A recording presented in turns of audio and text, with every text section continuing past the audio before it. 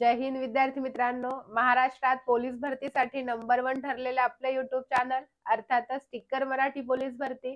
तर या चॅनलवर मी शुभांगी सुकरे आज पुन्हा एकदा तुम्हा सर्वांचं अगदी मनपूर्वक स्वागत करत आहे। तर सध्या पेपर चालू आहेत, काही शिपाईचे पेपर झाले आदल्या रविवारी, त्याच्यानंतर 14 तारखेला काही चालकचे पेपर झालेले आहेत। तर आपल्याला जसं जमेल तसं आपण तुमच्यापर्यंत प्रत्येक पेपर घेऊन येतोय। कधी एका दिवसाला 3-3 पेपरही आतापर्यंत आपण घेतलेले आहेत। ठीक आहे, तर आत्ताचा आपला पेपर आहे पुणे लोहमार्ग पोलीस चालक शिपाई भरती, म्हणजे चालकचा पेपर आहे। तर पुणे लोहमार्गला मराठी व्याकरणाचे आणि चालकचे कशा पद्धतीने प्रश्न विचारले होते हे आज आपण या पेपरमध्ये थोडक्यात पाहणार आहोत। तर प्रत्येकाने जे जे लेक्चरला आलेले आहेत लेक्चरची लिंक शेअर करायची आहे आणि ज्यांना आवडते स्पष्टीकरण किंवा आपण जे काही टिकर मराठीवर तुमच्यासाठी घेतोय ते आवडत असेल तर सेशनला लाईक करून घ्यायचं आहे। ठीक आहे, तर पुणे लोहमार्गाचा पेपर आहे आपला, हा सेट ए आहे आपला। तर याच्यामध्ये आपण सगळ्यात पहिले मराठी व्याकरणाचे प्रश्न पाहूयात।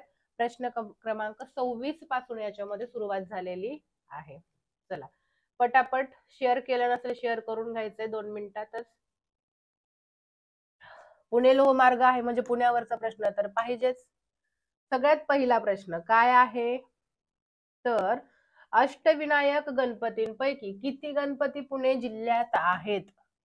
पुणे जिल्ह्यात सांगितलंय, मग तो रांजणगावचा असेल किंवा आणि कुठला असेल। ठीक आहे, किती गणपती आहेत अष्टविनायकांपैकी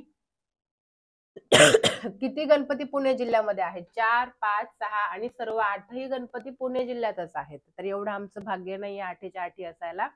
तर किती आहेत, तर 5 जिल्हे। 8 पैकी तब्बल 5 जिल्हे हे पुणे, 5 गणपती हे पुणे जिल्ह्यातच आहेत। तर 5ची नावं माहिती असेल तर कमेंट बॉक्स मध्ये सांगायची आहेत। पुढचा प्रश्न, माझी झोप झाली होती या वाक्यातील काळ ओळखा। पूर्ण वर्तमान काळ, पूर्ण भूतकाळ, पूर्ण भविष्यकाळ आणि रीती भविष्यकाळ। तर आपल्याला काळ ओळखायचा आहे। क्रियापदावरून नेहमी काळ ओळखतो। झाली होती म्हणजे क्रिया पूर्ण झाली होती भूतकाळामध्ये, तिची झोपण्याची क्रिया भूतकाळात पूर्ण झाली होती म्हणून पूर्ण भूतकाळ, ऑप्शन बी राईट। त्याच्यानंतर आपल्याला विचारलेला आहे, जो आधुनिक विचारांची कास धरतो, आधुनिक विचारांची कास धरणारा त्यांना काय म्हणतात? सनातनी, प्रतिगामी, पुरोगामी आणि क्रांतिकारी। कुठला पर्याय योग्य येणार, तर आधुनिक विचारांची कास धरणारा आणि त्या प्रकारे वागणारा त्याला आपण म्हणतो पुरोगामी विचारांचे। Okay, option C right. पुढचा प्रश्न, जेवणानंतर आम्ही बाहेर पडलो या वाक्याचा प्रयोग ओळखा। सकर्मक कर्तरी प्रयोग, अकर्मक कर्तरी प्रयोग, सकर्मक भावे प्रयोग आणि अकर्मक भावे प्रयोग। जेवणानंतर आम्ही बाहेर पडलो, कुठला पर्याय योग्य आहे? तर पडणारे कोण? आम्ही, आणि पडले ते कोण? आम्हीच। आम्ही झाला कर्ता, वाक्यात कर्म नाहीये त्यामुळे कर्ता प्रत्यय आहे का बघा कर्त्याला?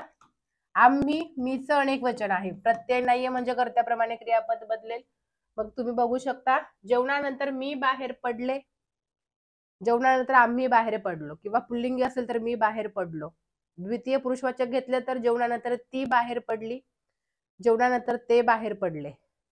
कर्त्याप्रमाणे क्रियापद बदलते म्हणून कर्तरी, आणि वाक्यात कर्म नाहीये म्हणून अकर्मक कर्तरी प्रयोग, पर्याय दुसरा योग्य येणार। कळालं कशा पद्धतीने उत्तर काढलंय ते? ठीक आहे, 30 नंबरचा प्रश्न, पुढच्या प्रश्नाकडे जाऊयात आपण। नाळ तोडणे म्हणजेच काय? खूपच राग आल्यावर आपण म्हणतो ना, मी त्याच्याशी नाळच तोडून टाकले, म्हणजे काय? संबंध जोडणे, संबंध तोडणे, पळून जाणे, नष्ट करणे। तर नाळ तोडणे म्हणजे रक्ताचे संबंध संपवणे असं होतं, म्हणजे संबंध तोडणे, ऑप्शन बी राईट। प्रत्यय येणे, आता प्रत्यय म्हणजे मूळ शब्दाच्या नंतर आलेला शब्द नाही, इथे एका शब्दाचे वेगवेगळे अर्थ आहेत आपल्या मराठी व्याकरणात। प्रत्यय येणे म्हणजे काय? लक्षात येणे, प्रगती होणे, माहिती शोधणे आणि वेळ येणे। तर पर्याय कुठला योग्य आहे? प्रत्यय येणे म्हणजे लक्षात येणे, एखादी गोष्ट समजणे, समजून घेणे, ऑब्झर्वेशन करणे, पर्याय पहिला योग्य। एखादी गोष्ट पूर्ण करण्यासाठी केलेले जे प्रयत्न असतात त्या प्रयत्नांना काय म्हणतात?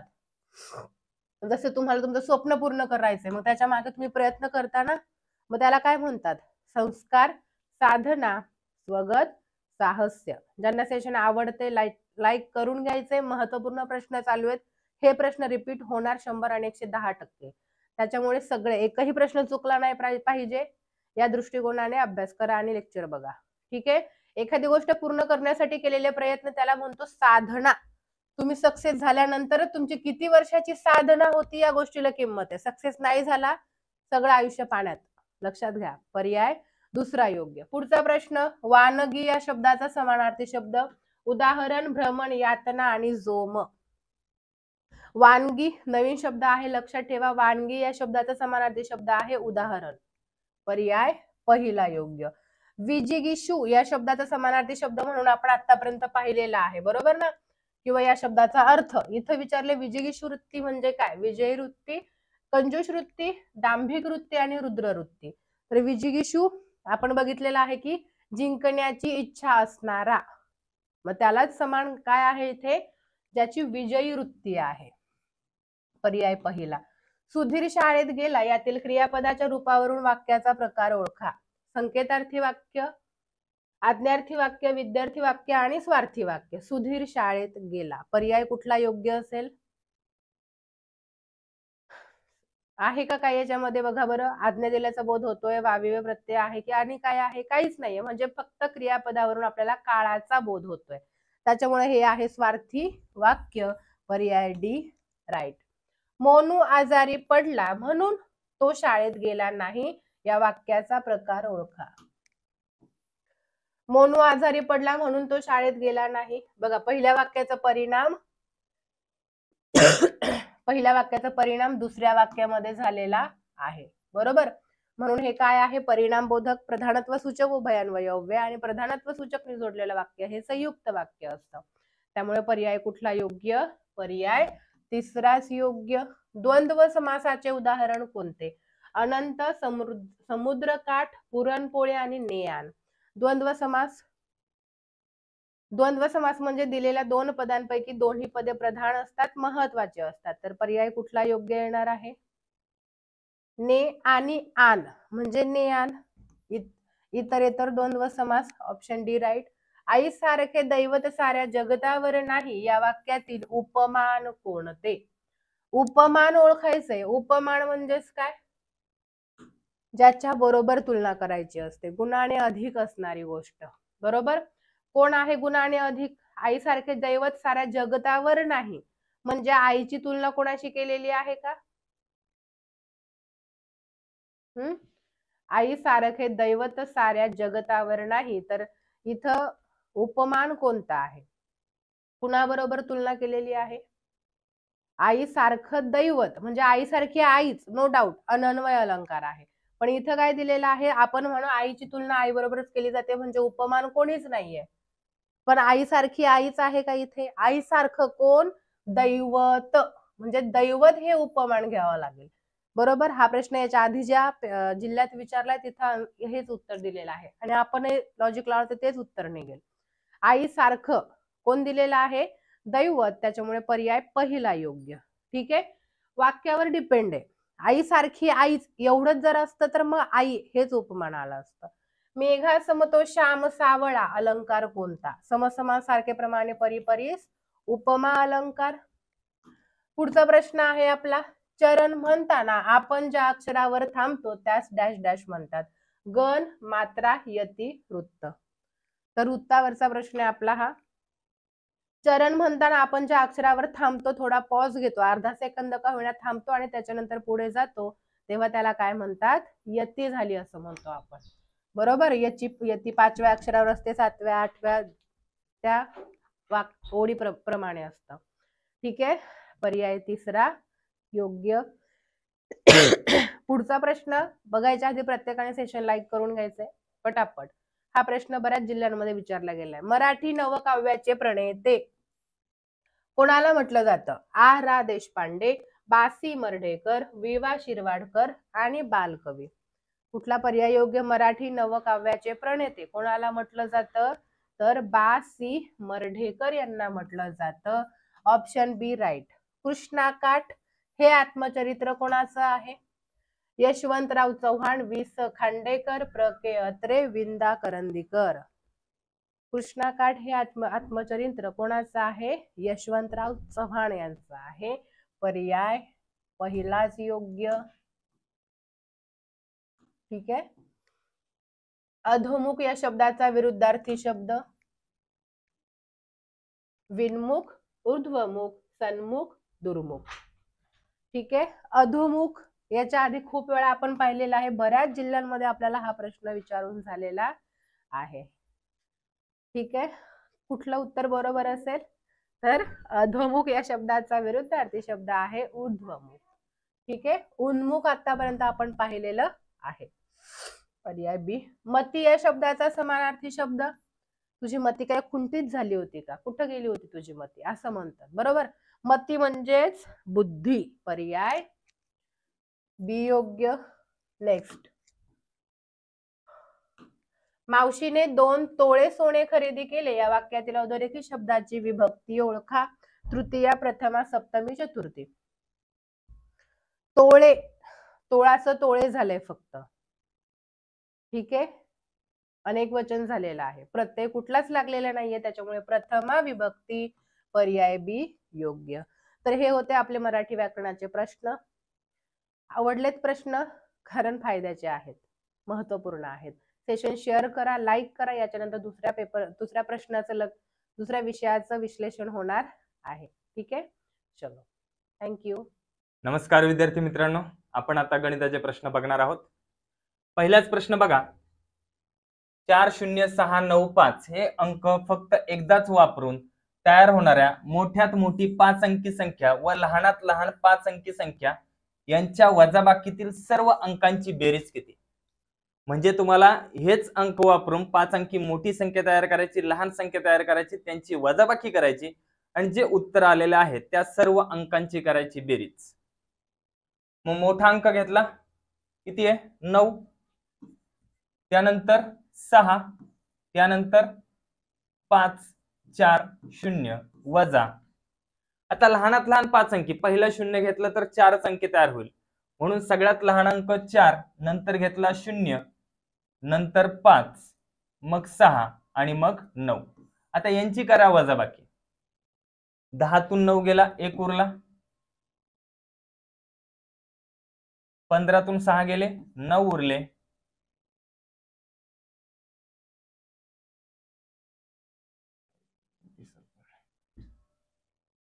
बघा काय संख्या येईल? 9, 6, 5, 4, 0 आणि नंतरची 4, 0, 5, 6, 9. 10 तून 9 गेला, 1 उरला, 1 हातचा. 14 तून 7 गेले, 7 उरले, 1 हातचा. 15 तून 10 गेले, 15 तून 6 गेले, 9 उरले, 1 हातचा. 6 तून 1 गेला, 5. 9 तून 4 गेले, 5. या सगळ्यांची करा बेरीज. ही झाली त्यांची वजाबाकी. बघा 9 ने 1 10, 10 10 20, 20 आणि 7 27. या सर्वांची बेरीज किती असणार आहे? 27. Option number C. समजलं? मोठ्यात मोठी 5 अंकी संख्या आणि लहानात लहान 5 अंकी संख्या यांच्या वजाबाकीतील सर्व अंकांची बेरीज 27 येते. पुढचा प्रश्न बघा. 2, 4, 6 हे अंक एकदाच वापरून 8 ने निशेष भाग जाणाऱ्या लहानात लहान व मोठ्यात मोठ्या संख्यांतील फरक किती? आता तुम्हाला ह्या किती संख्या तयार होतात ते न विचारलं, तुम्हाला काय सांगितलंय? हेच अंक वापरायचेत पण 8 नेच भाग गेला पाहिजे अशी मोठ्यात मोठी आणि लहानात लहान संख्या आणि त्यांच्यातील फरक काढायचा आहे. म्हणजे त्यांची काय करायचे? वजाबाकी करायची. मग मोठ्यात मोठी संख्या बघा, हे चारही अंक घ्यायचे. जर आपण मोठी संख्या घेतली 6, 4, 2 ह्याला भाग जातो का? नाही भाग जात. मग आपण घेतली 6, 2, 4 ह्याला भाग जातो का? 8 ने. मोठ्यात मोठी म्हणून 6 पासून सुरुवात केली. बघा 8 7 56, किती उरले? 56 4 62 म्हणजे 6 उरले, 64. 8 8 64. म्हणजे सगळ्यात मोठी संख्या 8 ने भाग जाणारी कोणती आहे? 624. आता लहानात लहान संख्या बघायची. 2 ने सुरुवात करायला लागेल. मग बघा 2 4 6 ह्याला 8 ने भाग जातो का? 8 3 24 नाही जात. मग पुढचा अंक घेतला आपण 2 6 4, 2 6 4 ह्याला 8 ने भाग जातो का? बघा 8 3 24, 2 उरले 8 त्रिक 24, याला जातो 2 6 4. ही झाली लहानात लहान संख्या. आणि मोठ्यात मोठी संख्या कोणती होती? 6 2 4, 6 2 4. याला सुद्धा जातो 8 ने भाग आणि ह्याला जातो 8 ने भाग.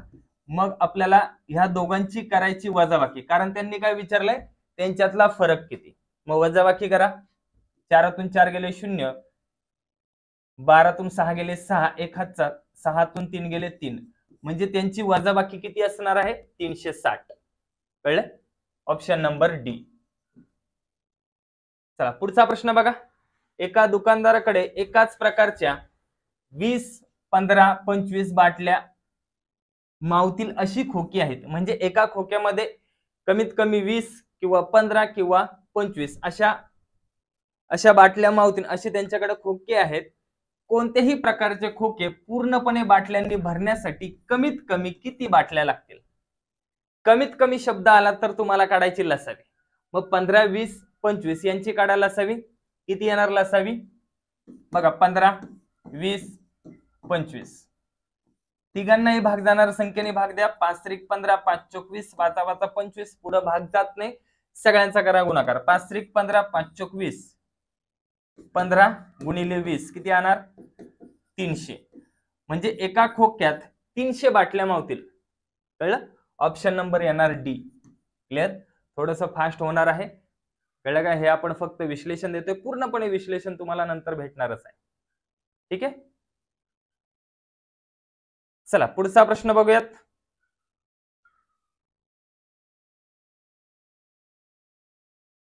चला ज्यांनी लाईक केलं नसेल पटकन लाईक करून घ्यायचं. पुढचा प्रश्न बघा. 6 2 4 स्टार 1 6 या संख्येला 72 ने निशेष भाग जाण्यासाठी स्टारच्या जागी कोणता अंक पाहिजे? बघा 72 ने भाग द्यायचा असेल तर 72 ची कसोटी काय? 8 आणि 9 ने भाग गेला पाहिजे. मग 9 ची कसोटी काय? सर्व अंकांची बेरीज पहिली 9च्या पट्टीत पाहिजे. मग बघा 6 2 8, 8 आणि 4 12, 12 आणि 6 18, 18 आणि 1 19. मग 19 मध्ये किती मिळवल्यानंतर 9च्या पाड्यातली संख्या येईल? 19 मध्ये 7 मिळवल्यावर. बरोबर? 19 मध्ये 8 मिळवल्यावर 19 आणि 8 किती झाले? 27. इथं आपल्याला 8 टाकले तर 9 ने भाग जातोय. मग आता 8ची कसोटी काय? शेवटच्या 3 अंकांनी तयार होणाऱ्या संख्येला जर 8 ने भाग गेला तर त्या पूर्ण संख्येला 8 ने भाग जाईल.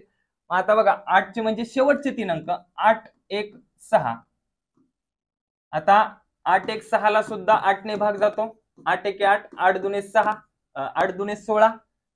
म्हणजेच या संख्येला 8 ने पण भाग जातो, 9 ने पण भाग जातो, म्हणजे नक्कीच 72 ने पण भाग जाईल. मग स्टारच्या ठिकाणी कोणता अंक असणार आहे? 8. Option number C. कळले? पुढचा प्रश्न बघा आता.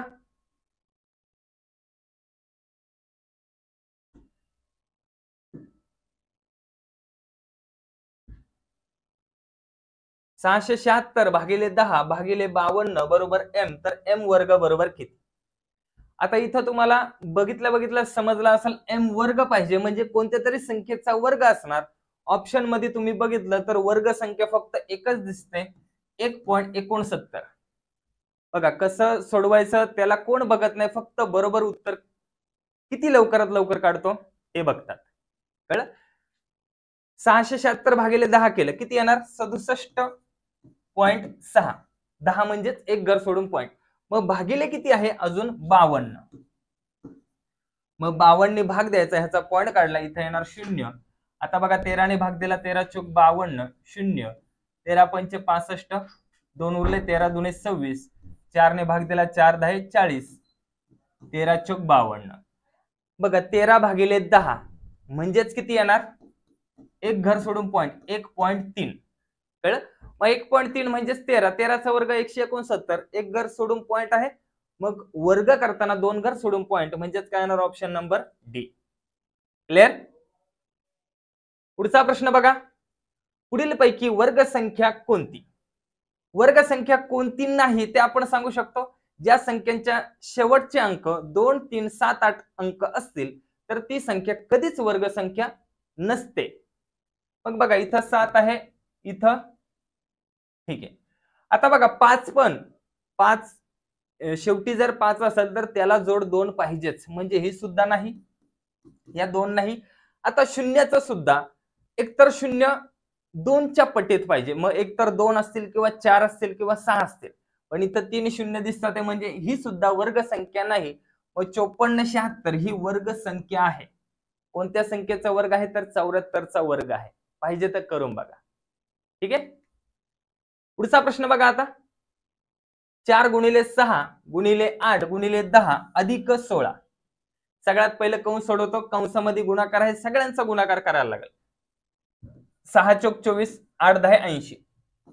24 गुणिले 80. शून्य घेतला, 8 चोक 32, 8 दुने 16 आणि 3 19. किती आले 1920 प्लस 16 केले किती झाले 1936. आता त्यांनी पुढे काय सांगितले त्याचे वर्गमूळ 1936 चं वर्गमूळ. शेवटी 6 आहे म्हणजे त्याचा शेवटचा अंक एक तर 4 असेल किंवा 6 असेल. कोणत्या संख्येचा वर्ग करताना 6 येतो शेवटी 4 चा वर्ग आणि 6 चा वर्ग. शेवटचे दोन अंक सोडले ह्याच्यातून कोणत्या संख्येचा वर्ग वजा होतो 4 चा, म्हणजे त्याचं वर्गमूळ एकतर 44 असेल किंवा 46. ऑप्शन मध्ये 46 दिसत नाही म्हणजेच काय असणार इथं 44 असणार त्याचं वर्गमूळ. कळले सर्वांना? क्लिअर? पुढचा प्रश्न बघा. रामजवळ जेवढ्या घोंगड्या आहेत त्याच्या दुप्पट किंमत असलेल्या प्रत्येक घोंगडीची आहे. जर त्याच्याकडे एकूण 4608 घोंगडे 4608 रुपयाच्या घोंगड्या असतील तर त्याच्याकडे एकूण घोंगडे किती? बघा सेम प्रश्न हा आला होता.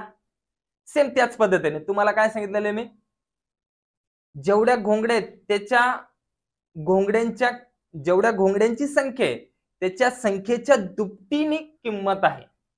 कितीने किंमत आहे? दुपटीने. जी पण किंमत असेल त्याला पहिलं काय करा 2 ने भाग द्या. 4608 भागिले 2 किती आलं 2304. आता ह्याच्यामध्ये काय आहे जेवढ्या घोंगड्या आहेत तेवढ्याच रुपयाची किंमत आहे. म्हणजेच काय हा कोणत्या तरी संख्येचा वर्ग आहे. मग ह्याचं वर्गमूळ काढा. ह्याचं वर्गमूळ किती येणार 48. म्हणजे 48 घोंगड्या 48 दुने 96 रुपयाला 1 अशा 48 घोंगड्यांची एक घोंगडीची किंमत किती 96 अशा 48 घोंगड्या त्या सर्वांची एकूण किंमत किती येणार 4608. कळलंय? समजलंय सगळ्यांना? पुढचा प्रश्न बघा. 2x वर्ग बरोबर वर्गमुळात 1024. बरोबर चिन्ह म्हणजे दोन्ही बाजू कशा असतात समान. मग वर्गमूळ चिन्ह काढायचं असेल तर एक तर वर्गमूळ निघत असेल तर काढून टाका किंवा वर्गमूळ चिन्ह काढलं तर ज्या साइडचं वर्गमूळ चिन्ह काढलं दुसऱ्या साइडचा वर्ग करायला लागेल. कळलं? 1024 चं वर्गमूळ काढा. बघा 2x वर्ग बरोबर वर्गमुळात 1024. आता 1024 चं वर्गमूळ शेवटी 4 आहे म्हणजे याचा शेवटचा अंक एक तर 8864. एक तर ह्याचा शेवटचा अंक 2 असणार किंवा 8 असणार कारण बेचा वर्ग 2 चा वर्ग 4 8 चा वर्ग 64. 2 अंक सोडले राहिलेली संख्या काय 10. ह्याच्यातून कोणत्या संख्येचा वर्ग वजा होतो 3 चा. म्हणजे ती संख्या एकतर 32 असेल किंवा 38 असेल. आपल्याला कन्फर्म करण्यासाठी मधली संख्या बघा 35 त्याचा वर्ग 3 चोक 12 आणि 25. 1225 पेक्षा ही संख्या जी आपण काढतोय वर्गमूळ ती लहान आहे म्हणजे ह्याचं वर्गमूळ किती असणार 32. मग 2x बरोबर 32. 32 म्हणजे 2चा 5वा घात. मग x वर्ग बरोबर 5. x वर्ग बरोबर 5. कळलं? कारण दोघांचा पाया कसा आहे समान आहे. 2x वर्ग बरोबर 5. कळलं का? इथं 2चा 5वा घात. दोघांचा पाया समान असेल तर काय करतो आपण घातांकाचे डायरेक्ट सेम घातांक लिहितो. म्हणजेच काय होणार इथं x वर्ग बरोबर 5. कळलं? मग आता काय करायचं आपल्याला इथं या x ची फक्त किंमत काढायची. x वर्गाची आहे 5. मग x ची किंमत काढायची. 32 बरोबर का 2चा 5वा घात 2 चा घन 8 2 चा 4था घात 16 2 चा 5वा घात 32 बरोबर आहे 2 चा 5वा घात. म्हणजे दोघांची किंमत काय यायला पाहिजे 2चा 5वा घात किंवा 32 आहे ना डायरेक्ट याची किंमत आहे 32. इकडे 2 काय आहे गुणिले तिकडे गेल्यावर काय होणार भागिले, मग एक्स वर्ग बरोबर 32 भागिले 2 किती आलं 16, एक्स वर्ग बरोबर आलं 16, मग एक्स बरोबर किती येणार 4. ऑप्शन नंबर बी. कळलं? एक्स ची किंमत किती येणार 4. बघा 4 ची किंमत इथं टाकून दिली. 4 चा वर्ग 16, 16 गुणिले 2 32, याचं सुद्धा आलंय वर्गमूळ 32 बरोबर. कळले? पुढचा प्रश्न बघा आता, 81 चा वर्ग गुणिले 27 चा वर्ग छेद 9 चा तिसरा घात गुणिले 3 चा 5वा घात बरोबर किती? बरोबर एक्स घन आहे, बरोबर एक्स घन आहे, तर एक्स बरोबर किती? काय करायचं, सरळ जेवढा त्यांचा घातांक आहे तेवढा संख्या लिहून टाका.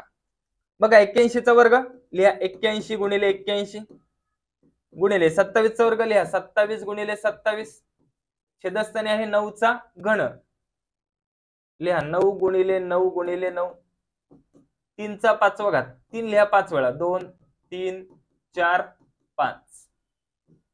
आता काय करा, फक्त काटाकाटी करा. बघा 9 9 81, 9 9 81, 9 उरले 3 3 गेले 9 गेले 3 1 3 3 9 27, 3 3 गेले 9 गेले, राहिले किती 27. 27 बरोबर काय एक्स घन, मग एक्स बरोबर किती येणार 3. ऑप्शन नंबर बी. कळलंय सर्वांना? क्लिअर? पुढचा प्रश्न बघा आता, 0.00000018 ही संख्या 10 चा घात वापरून कशी लिहाल? बघा जर पॉइंट असेल तर 10 चा नेहमी वजाच घात येतो. काय येतो? 10 चा नेहमी वजा घात येतो. मग आता 10 पॉइंट नंतर किती अंक आहेत तेवढा त्याचा वजा घात येतो. काय सांगितलं मी? पॉइंट नंतर किती अंक असेल तेवढाच 10 चा वजा घात येतो. आता किती अंक आहे बघा, 1 2 3 4 5 6 7 8 9 10. काय येणार 10 चा वजा 10वा घात, पण ती कधी? 18 गुणिले 10 चा येणार वजा 10वा घात. हा ऑप्शन मध्ये दिसतोय का कुठं तुम्हाला? नाही दिसत. मग ऑप्शन मध्ये काय दिसतोय? एक पॉइंट, मग एक घर सोडलाय ना, मग वजा 10वा घात नाही येणार, वजा 9वा घात येणार. म्हणजेच ह्याचं उत्तर काय येणार? Option number C. 1.8 चा 1.8 गुणिले 10 चा वजा 9वा घात येणार. जर इथं 18 लिहिले असते तर वजा 10वा घात येईल, पण 1.8 लिहिलं तर वजा 9 घात येईल. जर 0.18 असेल तर वजा 8वा घात येईल. कळले? समजलंय सगळ्यांना? पुढचा प्रश्न बघा आता, खुर्ची व टेबल यांच्या किमतीचे गुणोत्तर 3:7 आहे. टेबलाची किंमत 441 रुपये असेल तर खुर्चीची किंमत किती? ज्याची किंमत दिली, ज्याचं गुणोत्तर त्याच्या खाली लिहा, भाग द्या आणि गुणिले समोरचं गुणोत्तर घ्या. बघा खुर्चीची गुणोत्तर आहे 3, टेबलाचं आहे 7. किंमत कशी दिली? टेबलाची किंमत किती? 441. मग 7 बरोबर 441, तर 3 बरोबर किती? मग 441 भागिले 7 गुणिले 3, तुम्हाला एका खुर्चीची किंमत भेटून जाईल 7 सग 42, 7 त्रिक 21, 63 गुणिले 3 किती आले? 189. ऑप्शन नंबर बी. कळले? चला पुढचा प्रश्न बघा, थोडस फास्टच राहणार आहे कारण आपल्याला कमीत कमी वेळेत सोडवायचं आणि इथं सोडवायला सुद्धा जागा नाही व्यवस्थित. कळले? पुढचा प्रश्न बघा, 20 कामगार रोज 6 तास काम करून 35 वस्तू तयार करतात. तेवढ्याच वस्तू काम तेवढंच आहे तयार करण्यासाठी 15 कामगार रोज किती तास काम 15 कामगारांना रोज किती तास काम करावं लागेल? काम तेवढंच असेल, नाही लिहिलं तरी चालतंय, कारण वरती 35 लिहा, खाली 35 लिहा, 35 ला 35 जाणारच. मग काम नाही लिहिलं तरी चालतं, फक्त कामगार घ्यायचे. 20 कामगार गुणिले 6 तास छेदस्थानी 15 कामगार किती तास? 5 त्रिक 15, 5 चोक 20, 3 1 3, 3 दुणे 6, 4 दुणे 8. म्हणजे 15 कामगारांना रोज 8 तास काम करावं लागेल, तेव्हा 35 वस्तू तयार होतील. कळले? क्लिअर? पुढचा प्रश्न बघा, 4/5 च्या 2/7 मध्ये किती मिळवावे म्हणजे बेरीज 3/7 येईल? मग जिथेही 4 शब्द आला तिथे करायचा गुणाकार. बघा 4/5 च्या 2/7 मध्ये किती मिळवले तर बेरीज येते 3/7. आता इथं जर तिरकस किंवा खालीवर भाग जात असेल तर द्यायचा, नसेल तर मग अंशाचा अंशाशी गुणाकार, छेदाचा छेदाशी गुणाकार. 4 दुने 8 छेद 5 7 35 अधिक x बरोबर 3/7. हे अधिक आहे तिकडे गेल्यावर वजा होणार, फक्त उलट नाही होणार. म्हणजे x बरोबर 3/7 वजा 8/35. दोघांचा छेद समान करून घ्या. छेद किती गेला 35. याला 35 करण्यासाठी 5 ने गुणलं तर ह्याला सुद्धा 5 ने गुणायचं. 5 त्रिक 15, 15 वजा 8 7, 7 1 7, 7 5 35. काय आलं उत्तर 1/5. ऑप्शन नंबर बी. कळले? पुढचा प्रश्न बघा. 5 स्टार 4 स्टार या संख्येत स्टारच्या जागी दोन्ही ठिकाणी समान अंक आहेत, त्यांच्या स्थानिक किमतीतील फरक 297 आहे, तर स्टारच्या जागी कोणता अंक आहे? स्थानिक किमतीतील फरक जो पण त्याचा पहिला अंक असेल ना, त्याचा पुढचा अंक घ्यायचा नेहमीच. स्थानिक किमतीतील फरक पहिला अंक कोणता आहे 2, ह्याच्या पुढचा अंक, तर स्टारच्या जागी तीच संख्या असणार. म्हणजे ह्याचा पुढचा अंक कोणता 3. बघा, ह्या स्टारच्या जागी 3 लिहिला, ह्याची स्थानिक किंमत होणार 300. ह्या स्टारच्या जागी 3 लिहिला, ह्याची स्थानिक किंमत 3. 300 3 गेले, आले का 297. अशा प्रकारचं कोणतंही गणित आलं तर जी पण त्यांच्यातला फरक आहे, जो पहिला अंक असेल त्याचा पुढचाच घ्यायचा नेहमी. कळलं? तुम्ही म्हणाल सर 9 आला तर 10 घ्यायचं का? 9 येणारच नाही त्यांच्यातला फरक कधीच, पहिला अंक. कळलं? पुढचा प्रश्न बघा आता. 103 च्या पुढील 23वी विषम संख्या कोणती? पुढील म्हटलंय करणार प्लस 103 प्लस 23 सम असेल विषम असेल, सगळ्यांमध्ये फरक किती असतो 2चा. मग 103 23 दुने 46 आहे विषम संख्या विचारली. विषम संख्या तिथं वजा 1 करणार नाही. 103 आणि 46 किती झाले 149. ऑप्शन नंबर बी. क्लिअर? पुढचा प्रश्न बघा. 135 गुणिले 25 बरोबर 33 75, तर घनमुळात 3.375 बरोबर किती? आता घनमूळ काढायचा असेल, शेवटचा अंक 5 आहे, म्हणजे त्याचाही घनमुळाचा शेवटचा अंक 5 असणार. आता 3 घर सोडून पॉइंट आहे, वर्गमुळात 2 2 चे गट लक्षात ठेवायचे, घनमुळात 3 चे गट. मग घनमुळात 3 घर सोडून पॉइंट आहे, शेवटचा अंक पहिला अंक कोणता आहे 3. ह्याच्यातून कोणत्या संख्येचा वर्ग? घन वजा होईल 1 चा, म्हणजे ह्याचं घनमूळ किती आलं 15. घनमूळ काढतोय पॉइंटचे 3 घर सोडून पॉइंट आहे, मग 1 घर सोडून पॉइंट येणार, म्हणजे ह्याचं उत्तर किती येणार 1.5. कळलंय? घनमूळ म्हटलं का 3 चे गट लक्षात ठेवायचे, वर्गमूळ म्हटलं का 2 चे गट. कळलंय? पुढचा प्रश्न बघा. एका घनाची बाजू 2 मीटर आहे, 4 मीटर केल्यास घनाचे घनफळ किती पटीने वाढेल? बाजू 2 होती, 4 केली तर घनफळ किती पटीने वाढेल? 2चा घन किती आहे 8 आणि 4चा घन किती आहे 64. किती पट आहे? किती पट आहे? 8 पट. वर्ग नाही, नाहीतर भरपूर जण म्हणतात 8चा वर्ग आहे ना म्हणजे 2 पट. पट वेगळी, वर्ग वेगळा. 8 पट आहे. Option number C. पुढचा प्रश्न बघा. रेल्वे तिकिटाचे दर 20% ने वाढवले, पुन्हा काही महिन्यानंतर 10% ने वाढवले, तर मूळ भाड्यात किती टक्क्यांनी वाढ होईल?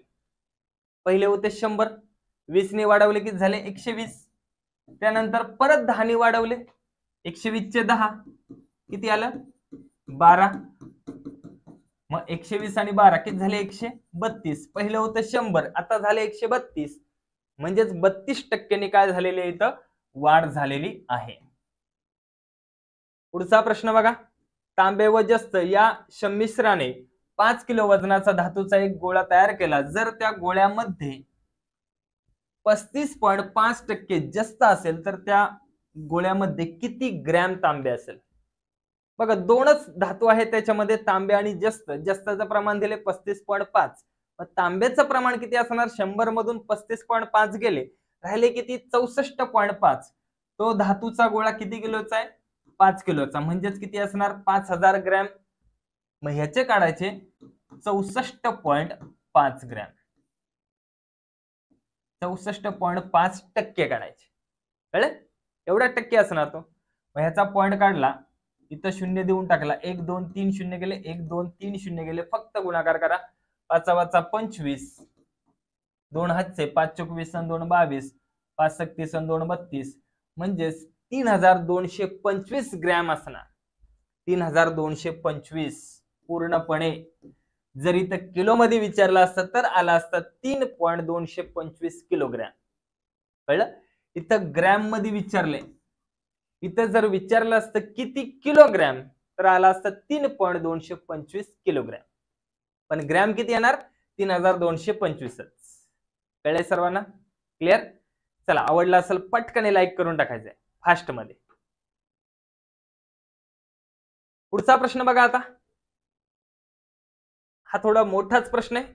एका प्रवासाचे 1/3 भाग अंतर प्रति तास 20 किलोमीटर वेगाने, 1/4 भाग अंतर प्रति तास 30 किलोमीटर वेगाने व उरलेले अंतर 50 किलोमीटर प्रति तास या वेगाने कापले तर एकूण प्रवासाचा सरासरी प्रति तास वेग किती किलोमीटर असेल?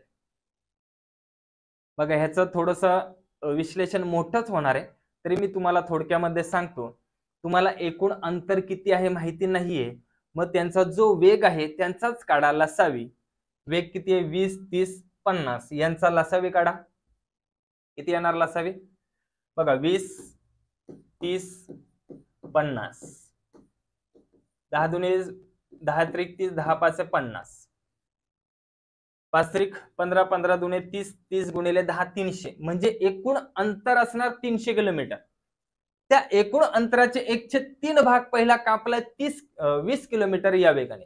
मग 1/3 300 चे 1/3 काढले किती येणार? 100. मग 100 किलोमीटर अंतर कितीच्या स्पीडने कापले? 20च्या. म्हणजे किती वेळ लागणार आहे? 5 तास. नंतर पुढे त्यांनी सांगितलं 1/4 भाग, उरलेल्या सांगितलेलं नाहीये, मग 300च 1/4 घ्यायचे. मग 300 चे 1/4 घेतले किती आले? 75. 75 किलोमीटर अंतर कितीच्या स्पीडने कापले? 30च्या. मग 75 भागिले 30 केलं किती येणार? 2.5, 2.5 तास. आता पुढे काय सांगितले? उरलेले अंतर. 100 किलोमीटर झाले, 75 झाले, उरलं किती? 175 गेले, राहिले किती? 225 किलोमीटर. 125 किलोमीटर, 300 वजा 175, राहिले किती? 125 किलोमीटर अंतर राहिलं. आता ते कितीच्या स्पीड निघाल्या? 50च्या. मग 125 भागिले 50, 5 10 50, किती येणार? हे 2.5 तास. आता टोटल अंतर किती किलोमीटर गेलाय? 300. किती वेळ लागलाय एकूण अंतर जायला? बघा, पहिले 5, नंतर 2.5 2.5, 5 5 आणि 5 10, एकूण 10 तास लागलेत 300 किलोमीटर जायला. म्हणजे सरासरी वेग किती असणार? 30 किलोमीटर प्रति तास. Option number A. कळले सर्वांना? नंतर पूर्ण विश्लेषण मध्ये तुम्हाला मी एकदम सोप्या पद्धतीने सांगणार आहे. आता पण मी तुम्हाला थोडक्यामध्ये सर्व काही सांगितलेलं आहेच. ठीक आहे. पुढचा प्रश्न बघा, पोलीस आणि चोराचा प्रश्न. पोलिसांनी चोरास बघितले व पाठलाग चालू केला. दोघांमधील सुरुवातीचे अंतर 100 मीटर होते. जर चोर 8 किलोमीटर प्रति तास आणि पोलीस 10 किलोमीटर प्रति तास या वेगाने पळत असतील तर पोलीस चोराला पकडेपर्यंत चोर किती अंतर पळाला असेल? चोर अजून पुढे किती अंतर पळाला असेल? बघा, एकाच दिशेने पळतात आहेत दोघं, म्हणजे त्यांच्या वेगांची काय होणार? वजाबाकी. मग 10 तून 8 गेले किती राहिले? 2 किलोमीटर प्रति तास एवढा फरक आहे. आणि त्यांच्या दोघांमध्ये पहिला फरक किती होता? 100 मीटरचा. मग काय करणार? 100 भागिले 2 किती आलं? 50. 50 आला. आता तुम्हाला जर चोराचं एकूण अंतर काढायचं असेल, चोराच्या एकूण किलोमीटरने भाग द्या. कितीचा स्पीड आहे त्याचा? 8चा. 50 गुणिले 8 किती झाले? 400. म्हणजे चोराने कापले 400 मीटर. आणि जर पोलिसांचा जर विचार केला तर 50 गुणिले 10 किती कापले पोलिसांनी? 500. आता पोलिसांनी 500 कापले, पण पोलीस पहिले चोरापासून 100 मीटर अंतरावर होते. म्हणजे 400 मीटरवर चोरांनी कापले पूर्णपणे 400 मीटर आणि पोलिसांनी कापले 500. म्हणजे दोन्ही पण एकाच वेळी एकाच टायमिंगला भेटले.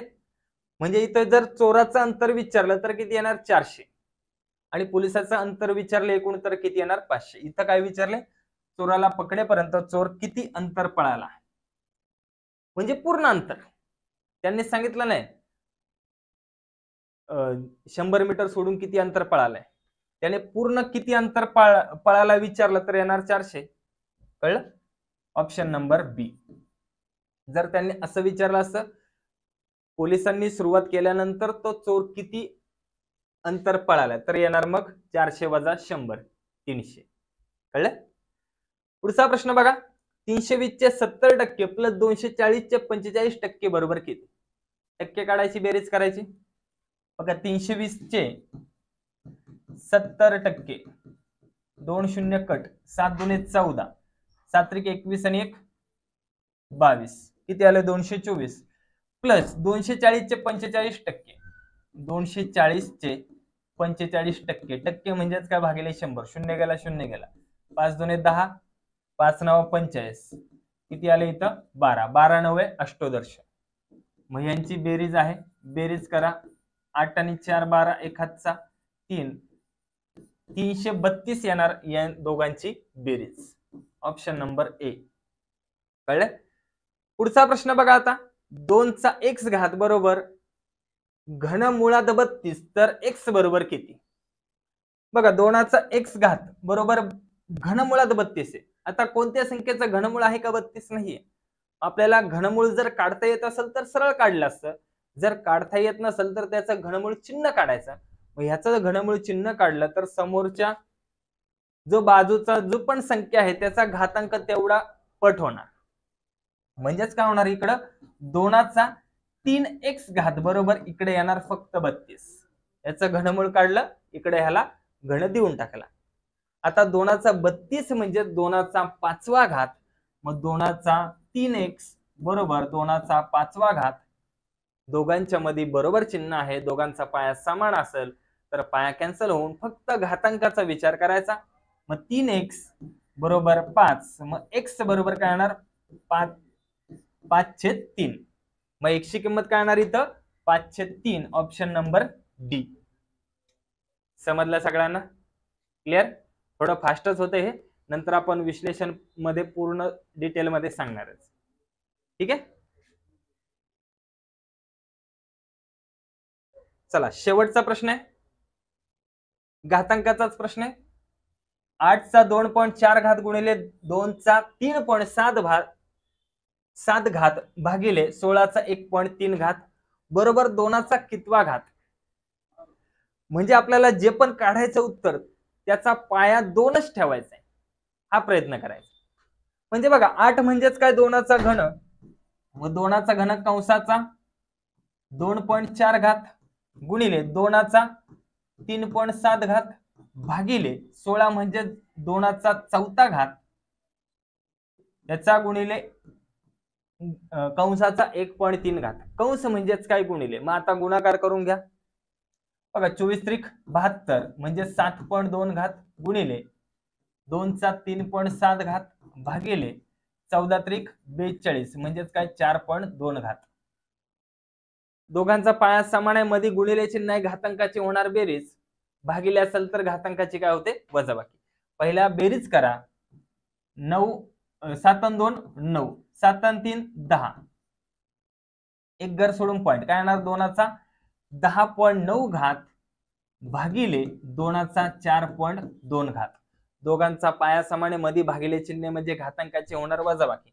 मग बघा आता 10.9 वजा 4.2, 9तून 2 गेले 7 उरले, 10तून 4 गेले 6 उरले, किती येणार 6.7. येते का इथे काय चुकतंय? 7 आणि 2 9, 7 आणि 3 10,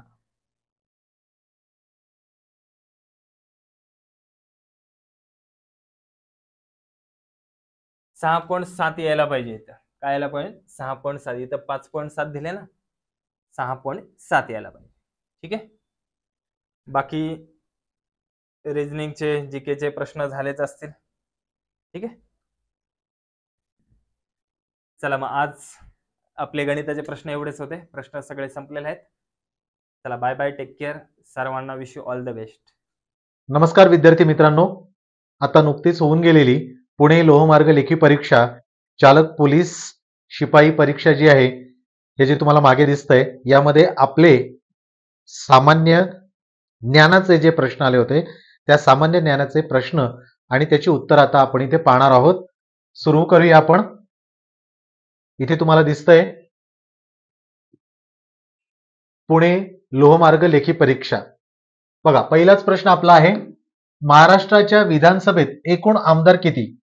एकूण आमदार म्हणजे जी सीट आहेत तेवढेच, 284, 288, 290, 304. या प्रश्नाचं उत्तर काय आहे बरं आपलं? तर या प्रश्नाचं उत्तर आहे आपलं पर्याय क्रमांक बी, 288. चला पुढच्या प्रश्नाकडे जाऊया. महाराष्ट्रात एकूण किती जिल्हे आहेत? अगदी साधा सोपा सरळ प्रश्न विचारला. 36, 35, 34 की यापैकी नाहीत? किती आहेत? 36. बरोबर की नाही? चला पुढचा प्रश्न काय? सारथी या महाराष्ट्रातील मराठा कुणबी व कुणबी मराठा गटातील समाजाच्या सामाजिक, शैक्षणिक व आर्थिक विकासाकरिता काम करणाऱ्या संस्थेचे मुख्य कार्यालय कुठे आहे? नागपूर, मुंबई, पुणे की कोल्हापूर? तर या प्रश्नाचं उत्तर काय? पर्याय क्रमांक सी, पुणे या ठिकाणी आहे. बरोबर आहे. पुढचा प्रश्न बघूया. पोलीस दलातील या पदांचा अधिकार स्थानानुसार उतरता क्रम लावा. मोठे पद पहिले तर छोटे पद शेवटी. बघा काय? अप्पर पोलीस महासंचालक, पोलीस महासंचालक, पोलीस उपमहानिरीक्षक आणि विशेष पोलीस महानिरीक्षक. अ ब क ड, ब अ ड क, ब अ क ड, अ ब ड क. आता या प्रश्नाचं उत्तर काय बरं आपलं? पर्याय क्रमांक ब आहे. यामध्ये काय आहे? तर ब जे आहे पोलीस महासंचालक हे पहिलं येणार. बरोबर आहे. अ अप्पर पोलीस महासंचालक, ड काय आहे? तिसरं विशेष पोलीस महासंचालक आणि चौथं हे काय आहे? पोलीस उपमहानिरीक्षक. कळलं? तर या पद्धतीने काय असणार आहे? क्रम असणार आहे. म्हणजे कसं आहे? मोठे पद पहिलं तर लहान. आता पोलीस महासंचालक कोण आहेत महाराष्ट्राचे? रश्मी शुक्ला आहेत, माहिती आहे ना? चला, खालील कोणते चक्रीवादळ मे 2024 यामध्ये बांगलादेश व पूर्व भारतात धडकले व नुकसान केले? वायू आहे, रेमाल, त्यानंतर फनी आणि आसनी. तर यापैकी काय आहे? रेमाल याने काय केलं होतं? मे 2024 मध्ये बांगलादेश व पूर्व भारतात धडकले आणि नुकसान केलं होतं. ओके, हा प्रश्न घेतलेला आठवतोय का? हा, चला पुढचा प्रश्न काय आहे? अटल बिहारी वाजपेयी शिवडी व न्हावाशेवा अटल सेतू या पुलाची लांबी किती विचारली आहे?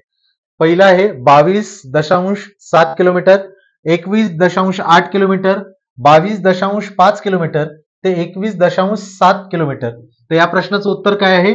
पर्याय क्रमांक बी, 21.8 किलोमीटर. प्रश्न क्रमांक 7, खालीलपैकी इतरांपेक्षा वेगळा पर्याय तुम्हाला ओळखायचा आहे. Microsoft Edge, Google Chrome, Mozilla Firefox आणि ऍपल iOS. ओके, इथे आम्हाला ब्लर इमेज दिसते समोर, जरी व्यवस्थित दिसलं असलं तरी. आता बघा, मायक्रोसॉफ्ट एज, गुगल क्रोम आणि मोझिला हे काय आहेत? सर्च आहेत, सर्च करणारे. आलं का लक्षात? आणि ऍपल iOS हे काय आहे? ऍप सारखं आहे. आलं का लक्षात? ऍपल iOS जे आहे हा ही सिस्टीम आहे. हे काय आहे? मायक्रोसॉफ्ट एज, गुगल क्रोम आणि मोझिला हे काय? सर्च इंजिन आहेत. आलं का लक्षात? त्यामुळे हे काय आहे? या गटात हा ऍपल बसत नाही. महाराष्ट्राचे गृह राज्यमंत्री हे कोण आहेत सध्या? देवेंद्र फडणवीस. पर्याय क्रमांक ए. बरोबर आहे की नाही?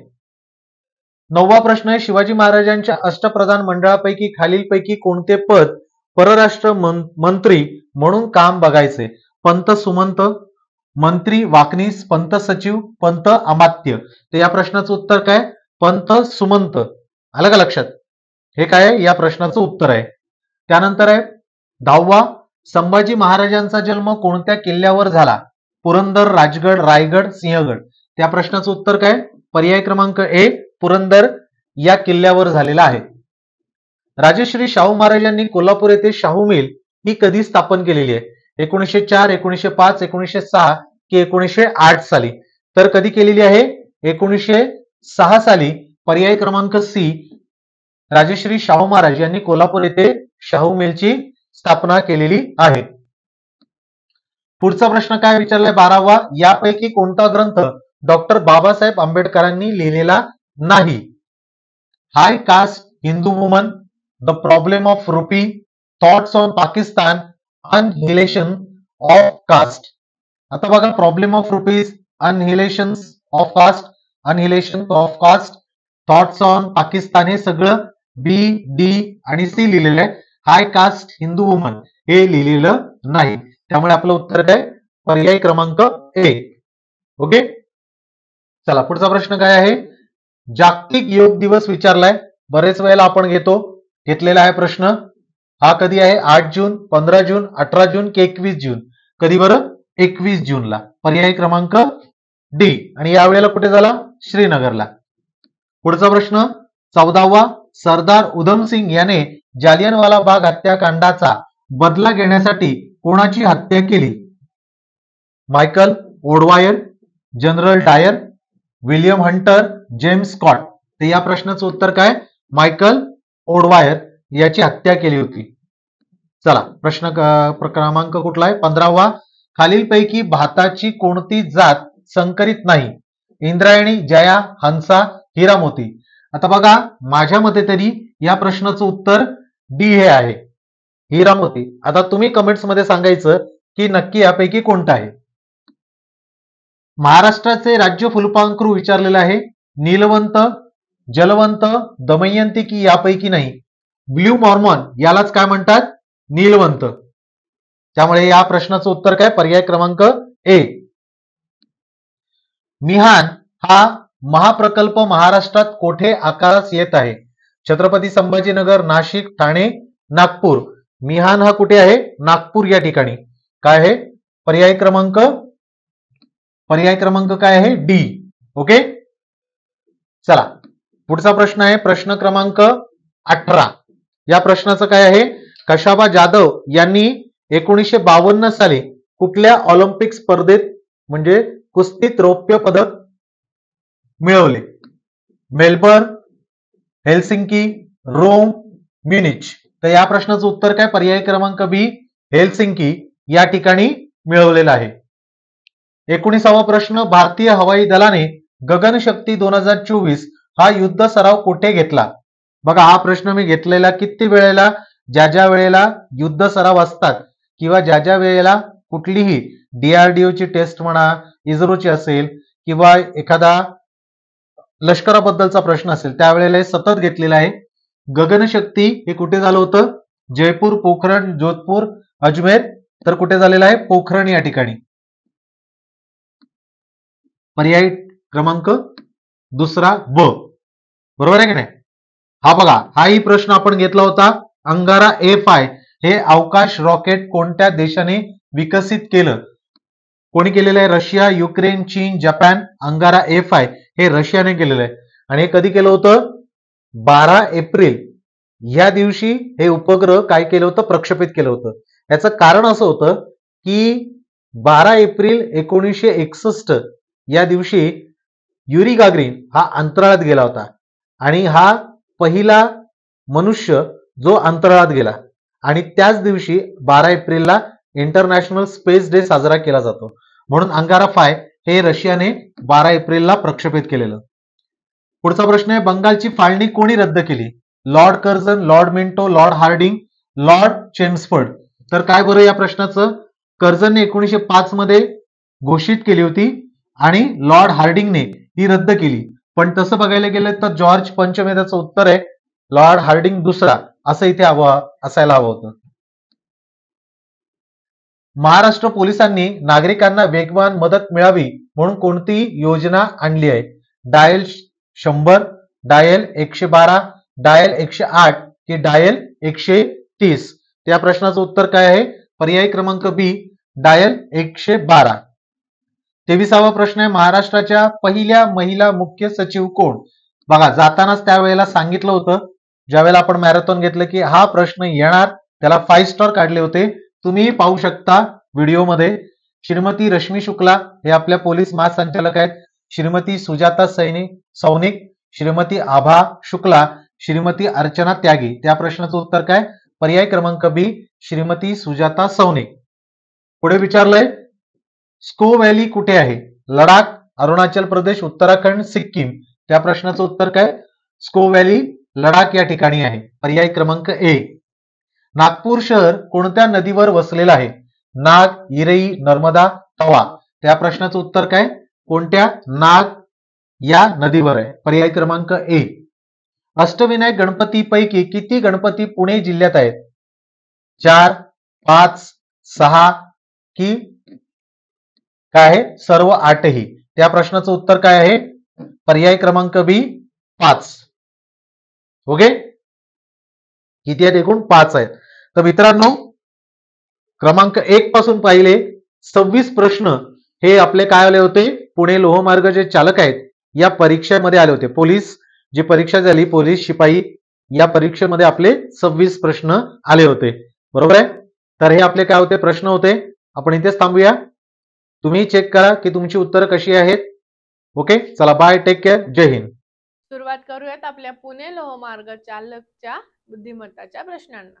77वा प्रश्न आहे, खालील वर्णमाला पहा व त्या आधारे प्रश्नांची उत्तर द्या. वर्णमालेतील डावीकडून 10व्या अक्षराच्या उजवीकडे 12व्या अक्षराच्या डावीकडील 15वं अक्षर कोणतं? HFGI. आता वाय पर्यंत अक्षर दिले, नीट लक्षात द्या. वर्णमालेतील डावीकडून 10, डावीकडून 10 वर तर जे येतो. थांबा, पेन चेंज करते. डावीकडून 10व्या अक्षराच्या उजवीकडे 12वं. मग 1 2 3 4 5 6 7 8 9 10 11 12. 12व्या अक्षराच्या डावीकडे 15वं अक्षर विचारले. पुन्हा 1 2 3 4 5 6 7 8 9 10 11 12 13 14 15. कुठलं अक्षर आहे? जी आहे. म्हणजे पर्याय कुठला येतो आपला? तिसरा येतो. म्हणजे पर्याय येतो तिसराच. त्यानंतरचं पुढलं, वर्णमालेतील खालीलपैकी कोणत्या अक्षराचा अनुक्रमांक हा वर्ग संख्यांच्या दुप्पट आहे? आता वर्ग संख्या 2, 2चा वर्ग 4, 4ची दुप्पट 8, 3चा वर्ग 9, 9ची दुप्पट 18. आता 8 वर आहे H. उत्तर पाहिजे पर्याय दुसरा. म्हणजे जो वर्ग संख्या दिली ना त्याच्या दुप्पट त्याचा अनुक्रमांक पाहिजे. बस. 79वा प्रश्न, वर्णमालेवरून जर पेन बरोबर 35, बॉलपेन बरोबर 62 तर पेपर बरोबर किती? 56, 54, 52, 51. सगळ्यांची बेरीज करायची. 16 अधिक 5 अधिक 14 35 होतात. 2 अधिक 1 अधिक 12 अधिक 12 अधिक पी आहे 16 अधिक 5 अधिक 14 62. पेपर साठी म्हटले. मग आपल्या पेपर साठी पी कितीवर आहे? पी आहे 16 वर, हा आहे 1 वर, परत 16 वर, 5 वर, 18 वर. 16 1 32, 48, 48 आणि 2 50, 50 आणि वरचे 6 56. एकूण किती झाले? 56 झाले. पर्याय पहिला आला. पुढचा प्रश्न, वर्णमालेतील मध्यभागी असलेल्या अक्षराच्या उजवीकडील 9व्या अक्षराच्या डावीकडील 11वं. आता वर्णमालेमध्ये मध्यभागी अक्षर कुठलं? मी तुम्हाला सांगितलं मध्ये एमच येणार, कारण की 25 अक्षर दिली आहे. इथे 12 आणि इथे 12. मग मध्यभागी अक्षराच्या उजवीकडलं 9. मग 1 2 3 4 5 6 7 8 9. उजवीकडून 9व्या अक्षराच्या डावीकडील 11वं. पुन्हा 1 2 3 4 5 6 7 8 9 10 11. 11वं कुठलं अक्षर येतंय? के येतंय. मग पर्याय आपला इथे खाली पहिलाच येणार. हे झाले प्रश्न. बरं.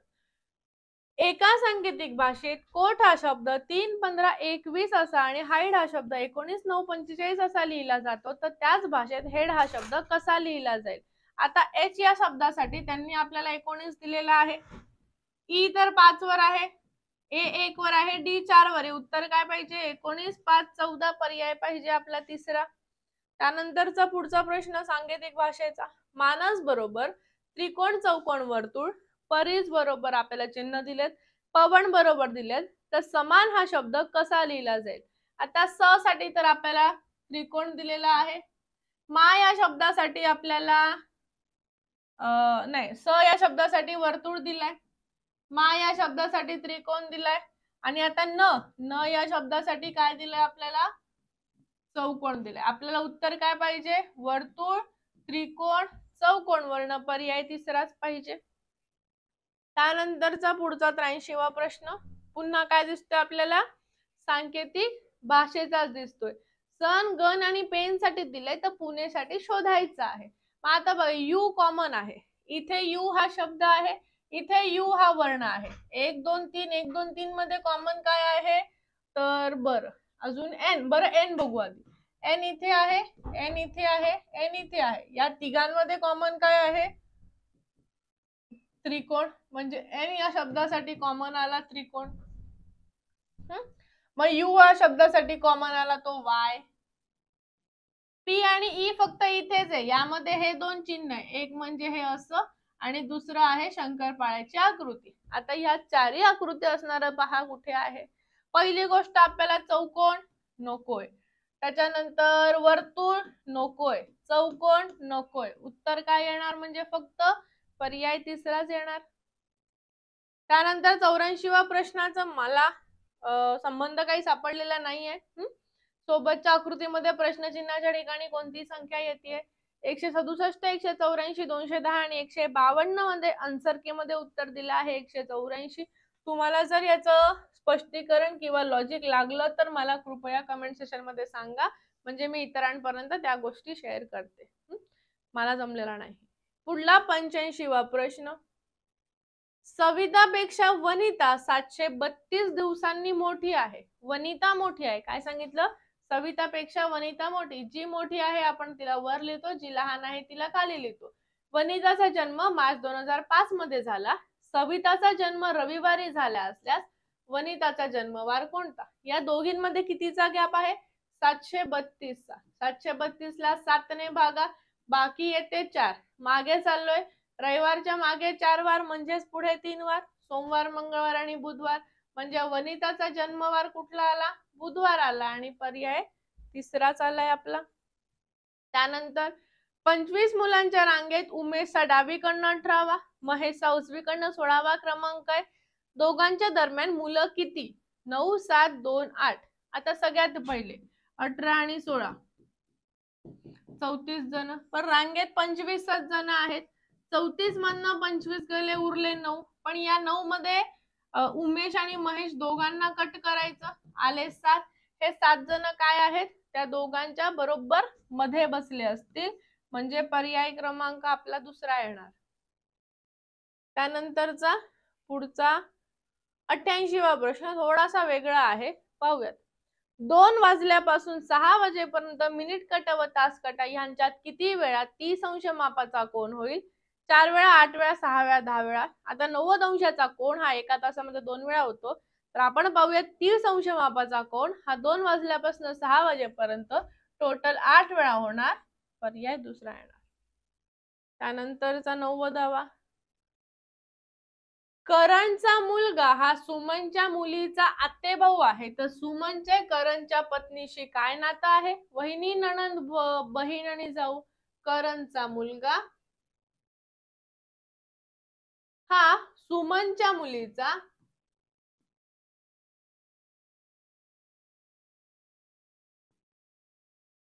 मामे भाऊ आहे.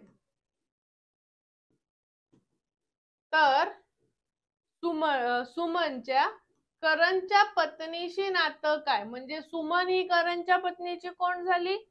नणंद झाली. झालं. त्यानंतरचा लगेच पुढचा प्रश्न.